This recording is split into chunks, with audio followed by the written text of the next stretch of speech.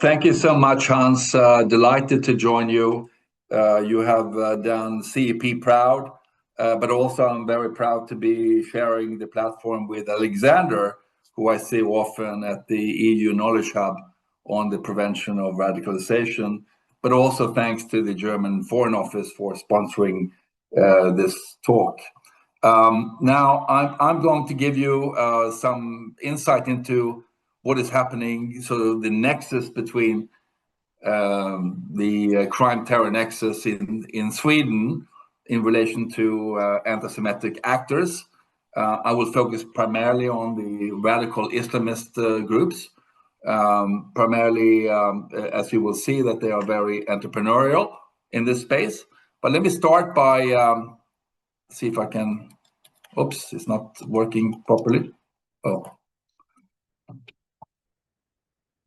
Let me start by just sort of showing how the landscape has changed dramatically in recent years in relation to organized crime. Today, we see a shift from physical to systemic crime. We see organized and large-scale attacks on the welfare system.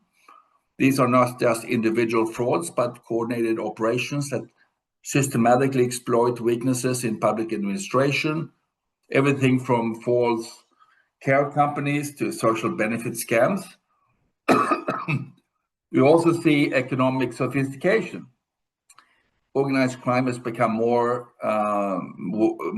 white collar. We see sophisticated investment fraud, global money laundering networks, front companies that are appearing legitimate but function as criminal tools.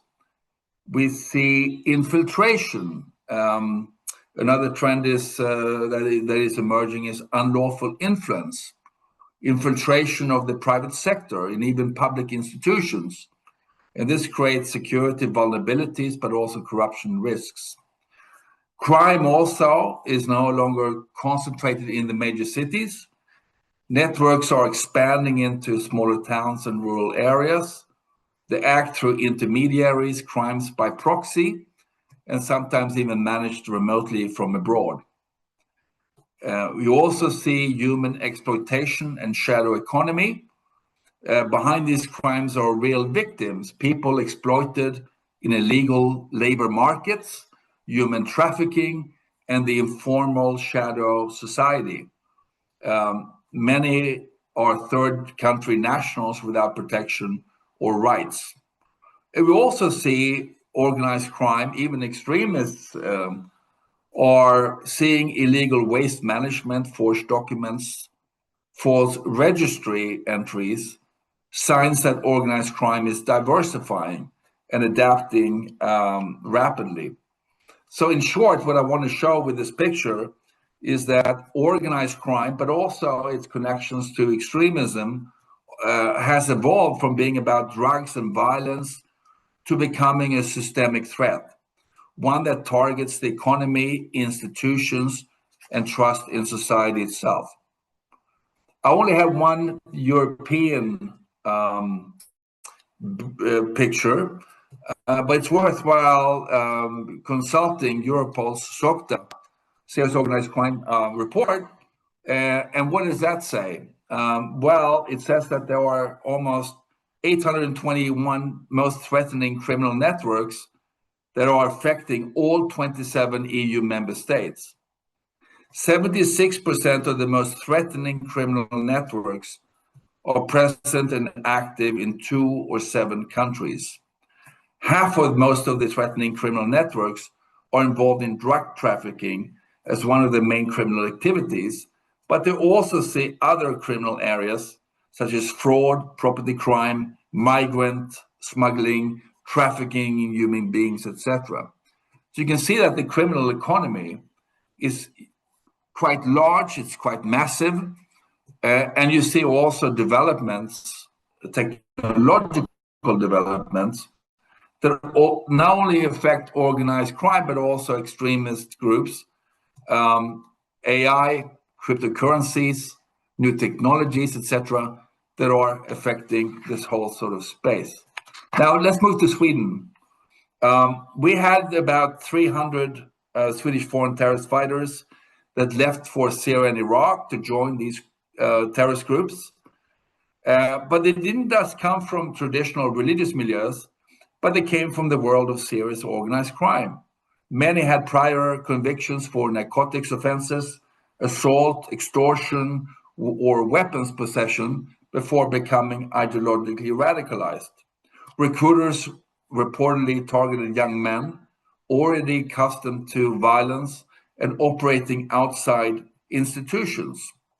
Now, Swedish counterterrorism authorities describe this as capability enhancing contact between organized crime and violent extremism. But the authorities have also warned about the reverse dynamic. Individuals returning from conflict zones with combat experience, re-entering Swedish criminal networks, bringing with them tactical skills, access to weapons, and a reputation for violence. I'm sure that's the case in Germany and all across Europe.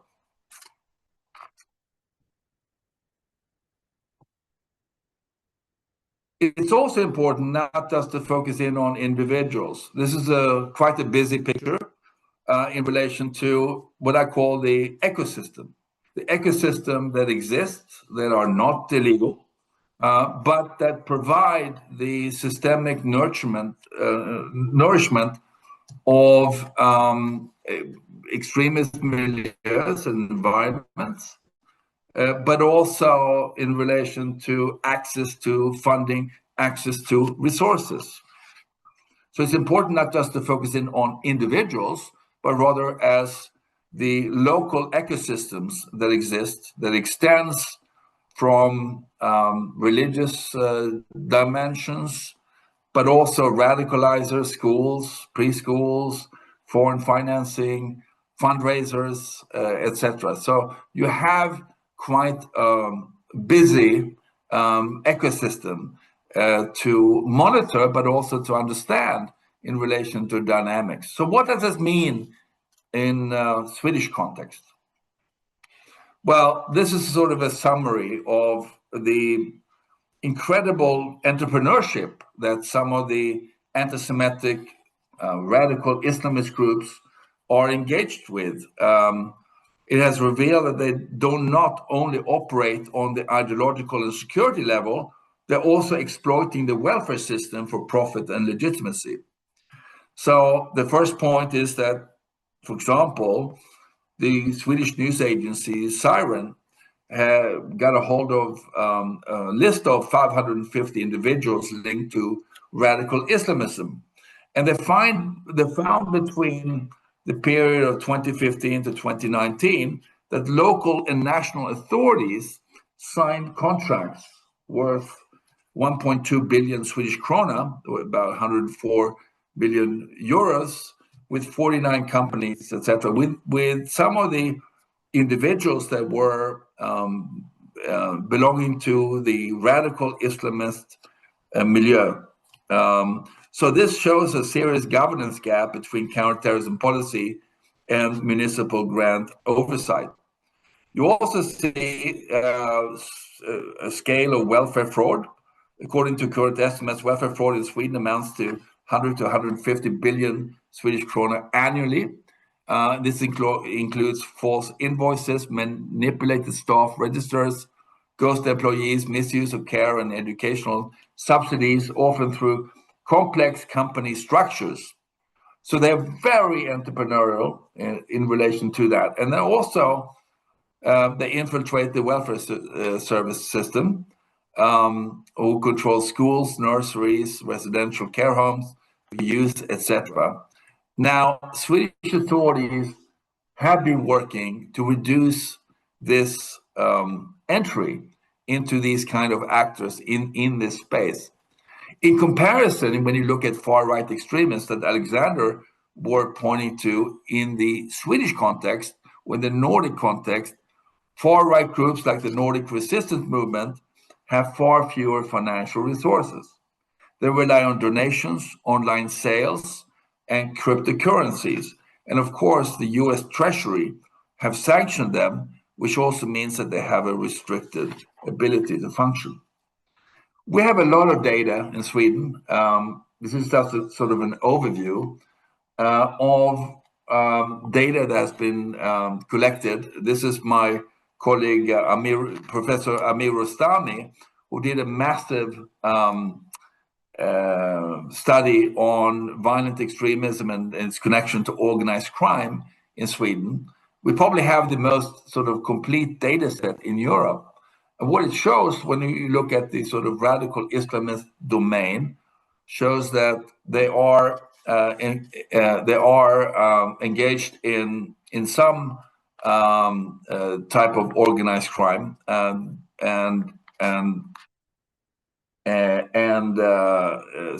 the sort of Swedish criminal and extremist landscape is young, male-dominated, and socially diverse, but they're increasingly educated and system-savvy. Now, this is a very bad picture in relation to Swedish tourism.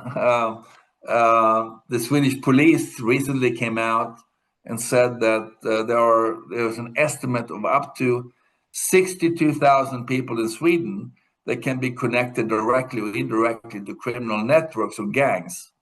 Of these, around 14,000 individuals are active gang members. About 5,400 people are under the age of 18 and have ties to gang activity. 1,700 are active members, while another 3,700 have looser associations. And you can see here that it's mainly men. 95% of active members are men and 5% are women. This is quite a large uphill issue.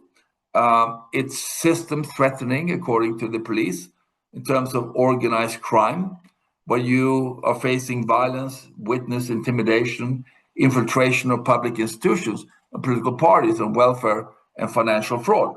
And of course, the extremism dimension is interlinked in some aspect to this.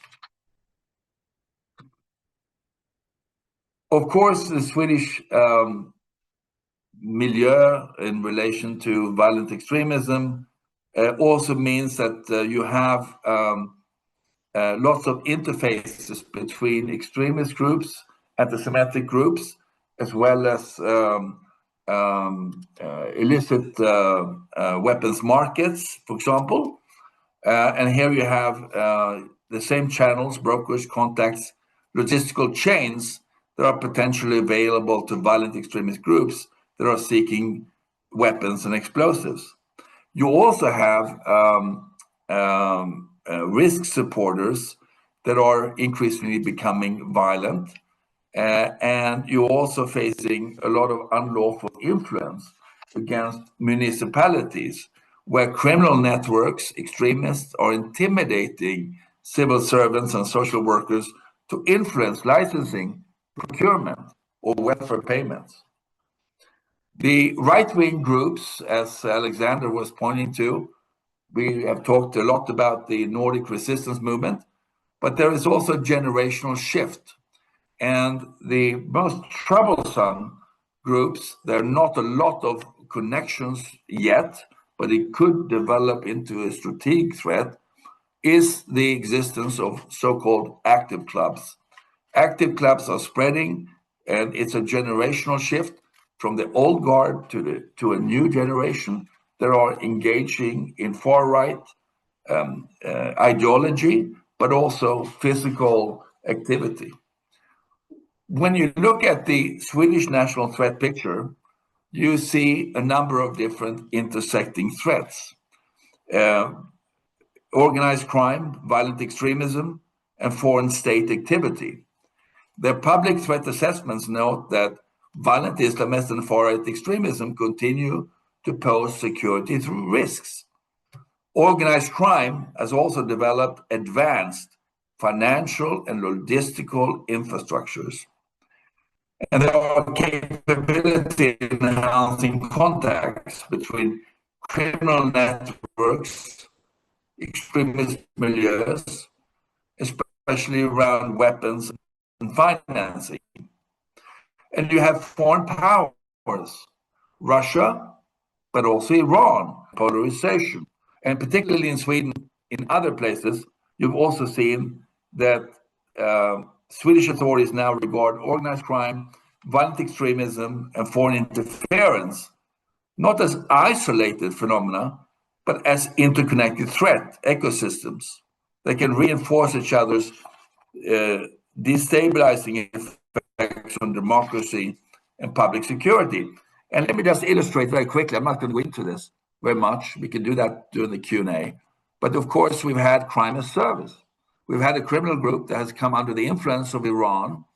They have commissioned, they have been forced to commission acts of violence directed particularly against Jewish and Israeli targets.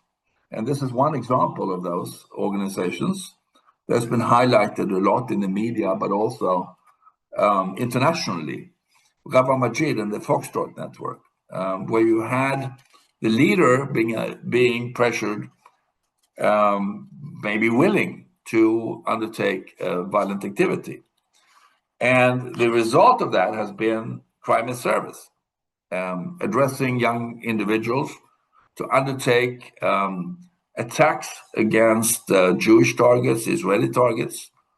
And here is a catalog of different attacks that has been undertaken in Sweden, Denmark, as well as Belgium. There has also been countermeasures, and one should not underestimate that these countermeasures have had a real effect in terms of listing, U.S. Treasury listing these organizations. There has been quite significance. But at the same time, what do you do about this whole environment in relation to this? And here you have some takeaways. And one has to understand that you've had a crossover between those that left for Syria, foreign terrorist fighters, as well as the organized crime elements. There is a fluidity, there is a dynamic between these sort of different environments. These groups, like in many other places in Europe, share the same illegal markets for weapons, logistics, and financing. The illegal weapons market from, for example, the Balkans, have a huge influence on the organized crime milieu in Scandinavia. And there are also other more nefarious influences in relation to unlawful pressure on local governments, etc., by many of these organized crime, but also extremist groups. And you have, they are being treated in an integrated way, that they now treat explicitly organized crime, violent extremism, and foreign malign influence as mutually reinforcing components of the overall national security challenge. Now, what can you do about it? Here are some dimensions. This is my last slide. I think it's important to, as always, to create hybrid threat fusion cells, to break the stovepipes between different agencies on the national, regional, local level, between different agencies. But we also see that criminal violence and disinformation campaigns are increasingly intertwined. When you have gang shootings are used to push Sweden is chaos narratives online, it is important to identify the sources and also to address the falsehoods that has spread. We've had a disinformation campaign, for example, in Sweden in relation to social services, but also we had the Quran burnings that created a massive security threat and security environment that was difficult to address. It's also important to understand that the criminal economy, disrupting the criminal economy, money laundering, welfare fraud, illicit finance, should be treated not only as a law and order issue, but also as a core national security task. We have to create pathways for those that want to leave these environments. And as always, we have to have data sharing frameworks that respect privacy, but also enable effective prevention. Also, and here I've been working a lot in relation to this issue, the Al Capone approach, go for the money, address the extremist groups' financial ability is a very effective tool. And I think that's something that has been underexploited in relation to putting barriers before different groups. And above and all, I think it's important that the public must see, and they must understand, and they must sense the urgency that the democratic state protects you better than the parallel order that exists.